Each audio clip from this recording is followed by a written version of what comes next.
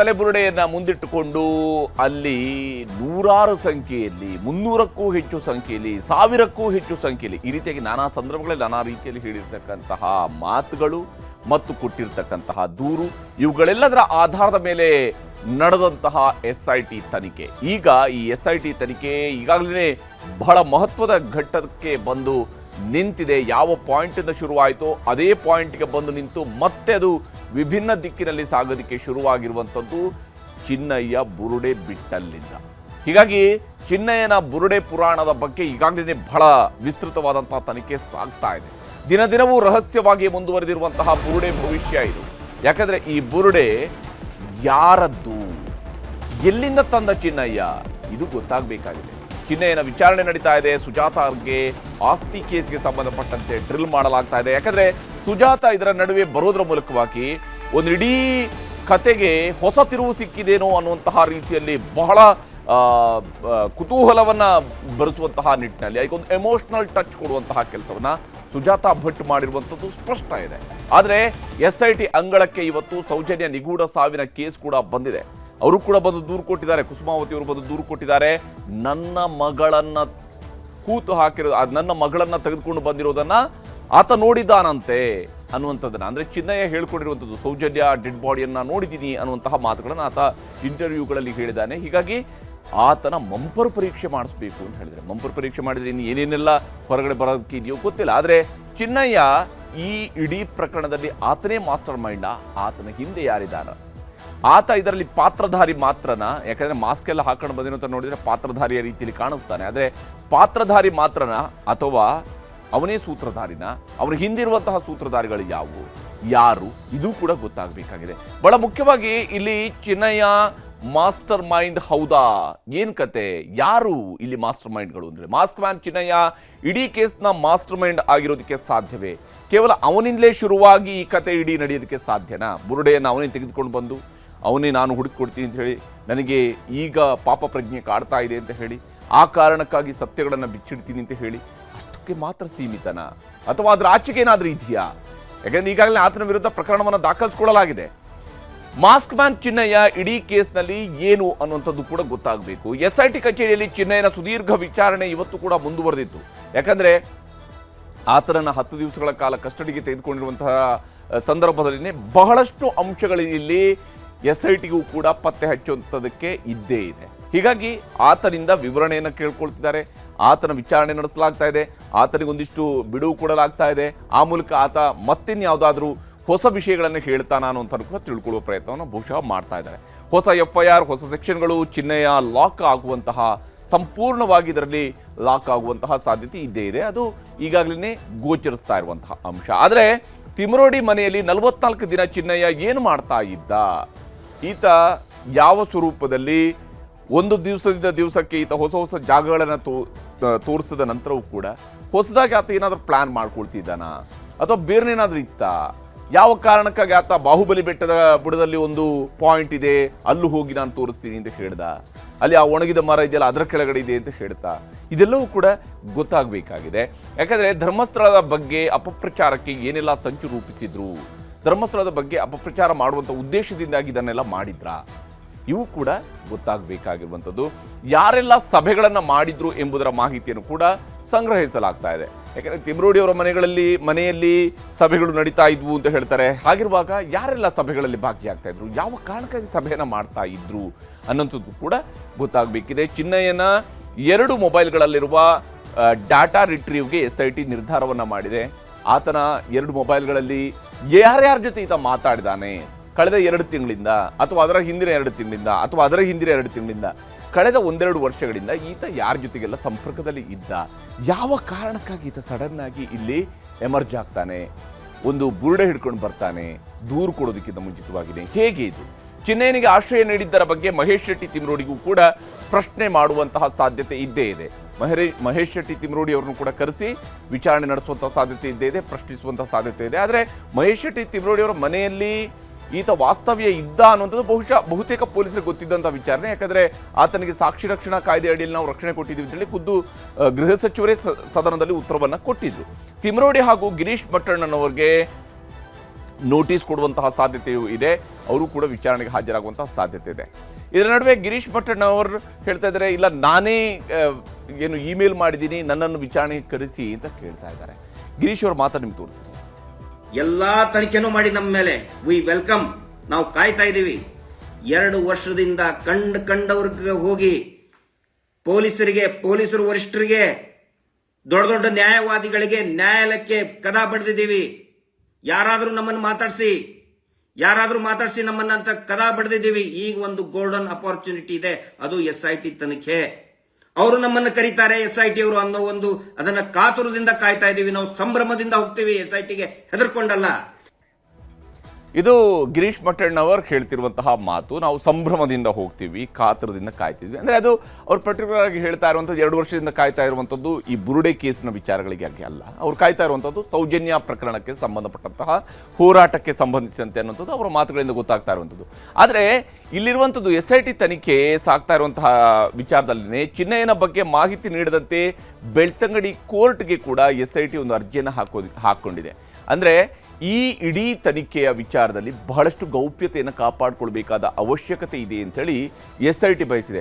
ಬಹುತೇಕ SIT ಈಗಾಗಲೇ ನಡೆಸ್ತಿರುವಂತಹ ತನಿಖೆಯ ಹಂತಗಳಲ್ಲಿ ವಿವರಗಳಿಗೆ ಹೋದಾಗ ಬಹುತೇಕ ವಿವರಗಳನ್ನು ಅವರು ಬಹಳ ಗೌಪ್ಯವಾಗಿ ಇಟ್ಕೊಂಡಿದ್ದಾರೆ.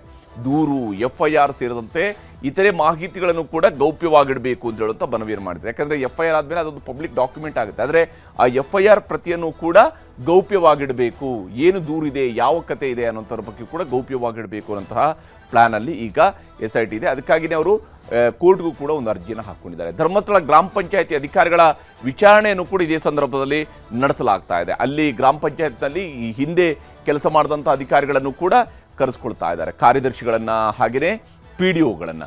ದಾಖಲೆಗಳ ಸಮೇತ ಬರುವಂತೆ ಮಾಜಿ ಅಧ್ಯಕ್ಷರು ಹಾಗೂ ಸಿಬ್ಬಂದಿಗೂ ಕೂಡ ಸೂಚನೆಯನ್ನು ಕೊಟ್ಟಿದ್ದಾರೆ.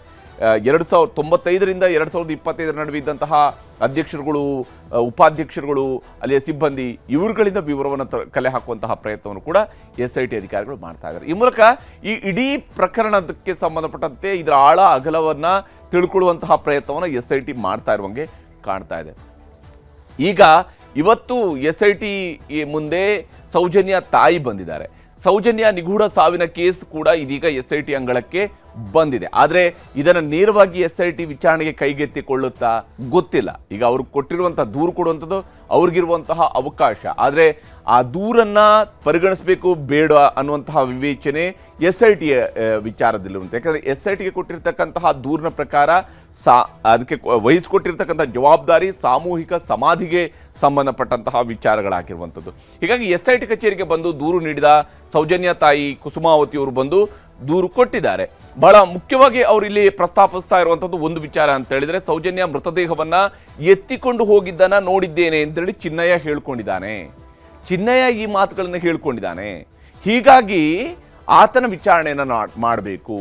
ಅಂದರೆ ಸೌಜನ್ಯ ಪ್ರಕರಣಕ್ಕೆ ಸಂಬಂಧಪಟ್ಟಂತ ಓರ್ವ ಪ್ರತ್ಯಕ್ಷ ಸಾಕ್ಷಿ ಸಿಕ್ಕಂತಾಗುತ್ತೆ. ಈಗ ಆಕೆಯ ಮೃತದೇಹವನ್ನ ಹೊತ್ಕೊಂಡು ಹೋಗಿರೋದನ್ನ ಆತ ನೋಡಿದಾನಂತ ಹೇಳಿದ್ರೆ, ಇಡೀ ಪ್ರಕರಣದಲ್ಲಿ ಇದುವರೆಗೂ ಕೂಡ ಪ್ರತ್ಯಕ್ಷ ಸಾಕ್ಷಿಗಳು ಇಲ್ಲವೇ ಇಲ್ಲ.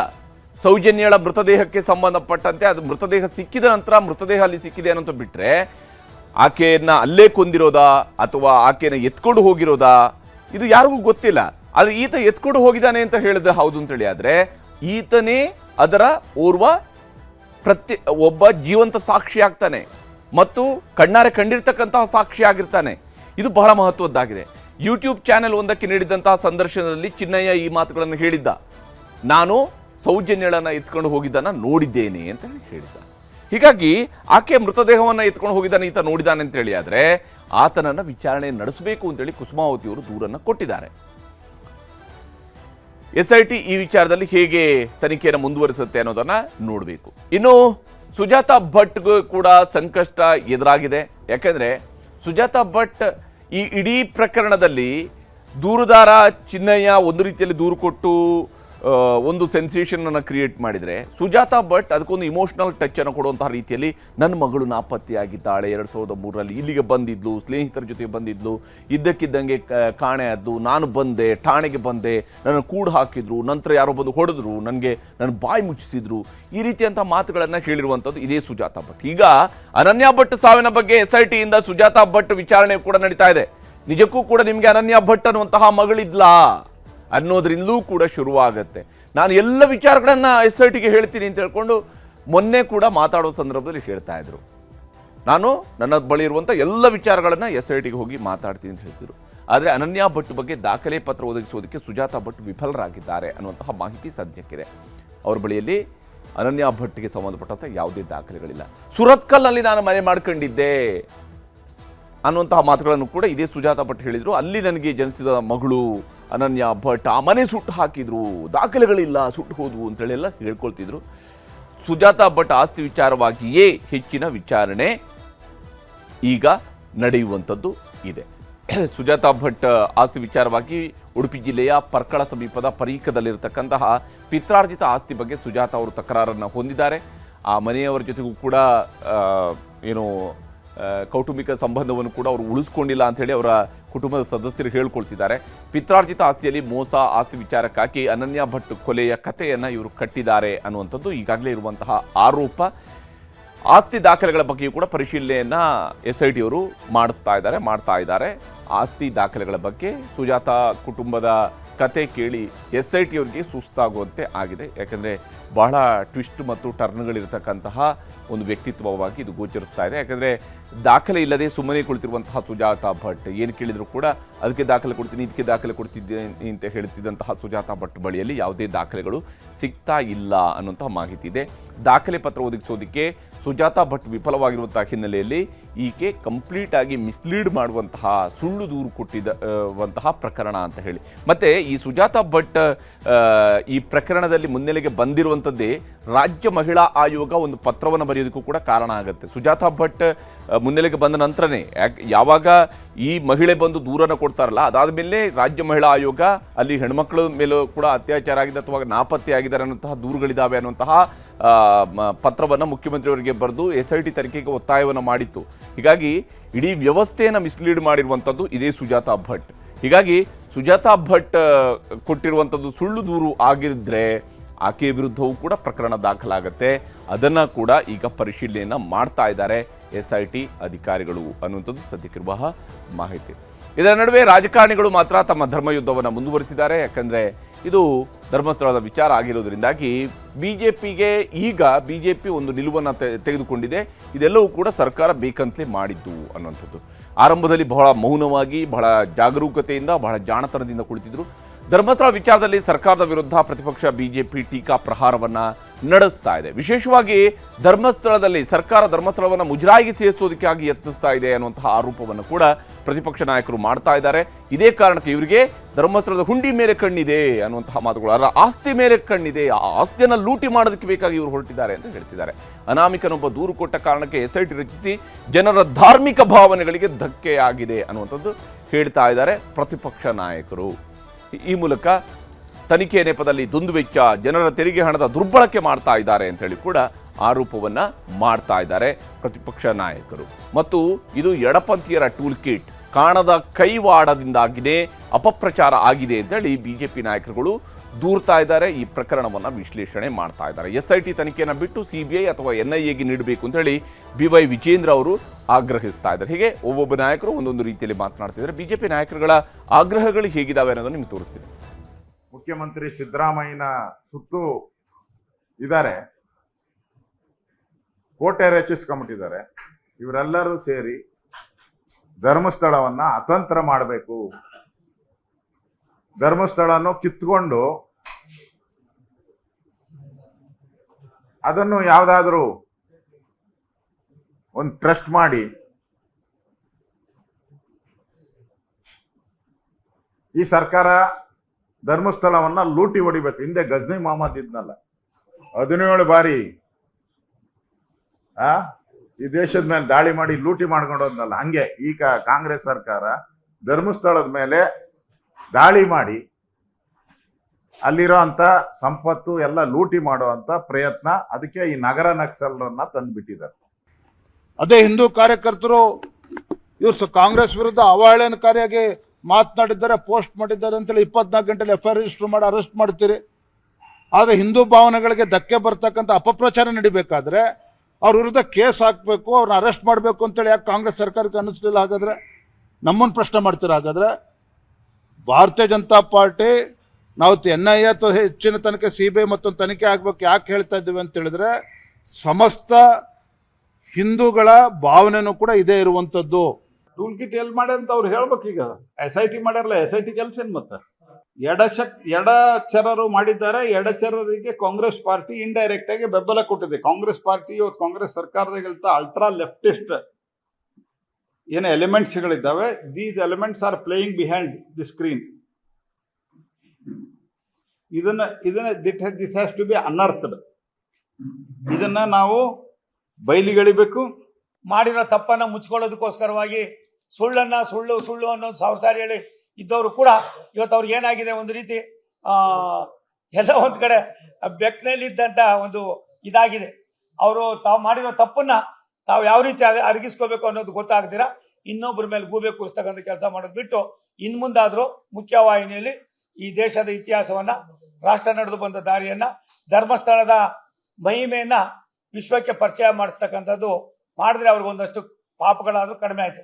ಸರ್ಕಾರ ಇಟ್ಕೊಂಡಂತ ರೀತಿ ಆ ಒಂದು ಕ್ಷೇತ್ರಕ್ಕೆ ಒಂದು ಅನುಮಾನಗಳಾಗ್ತಕ್ಕಂಥ ರೀತಿಯಲ್ಲಿ ಈ ಸರ್ಕಾರ SIT ಹೆಸರಿನಲ್ಲಿ ಈ ಒಂದು ತನಿಖೆಯ ಒಂದು ನಾಟಕ ಏನಾಡೋದು.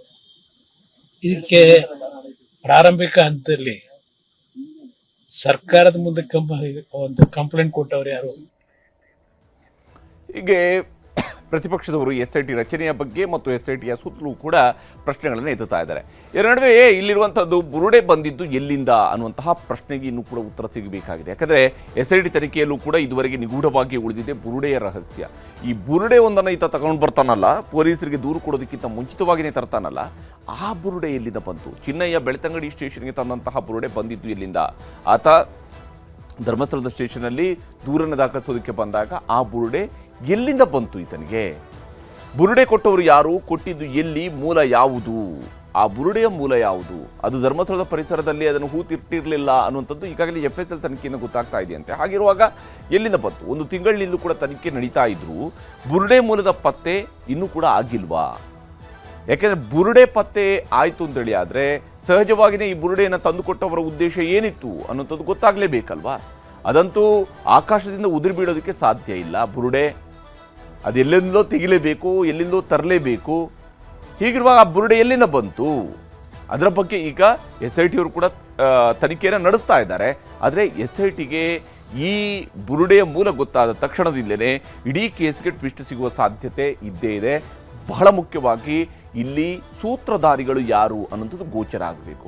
ಅದು ನಿಜಕ್ಕೂ ಈಗ BJPಯವರು ಸಸ್ಪೆಕ್ಟ್ ಮಾಡುವಂತಹ ರೀತಿಯಲ್ಲಿನೇ ಅದು ಯಾವುದೋ ಟೂಲ್ ಕಿಟ್ನ ಭಾಗನ? ಯಾರು ಇದನ್ನು ತಂದವರು? ಯಾರು ಕೊಟ್ಟವರು? ಎಲ್ಲಿಂದ ಬಂತಿದು? ನಿಜಕ್ಕೂ ಇದು ಭೂಮಿಯಿಂದ ಅಗೆದು ತೆಗೆದಿರುವಂಥದ್ದ?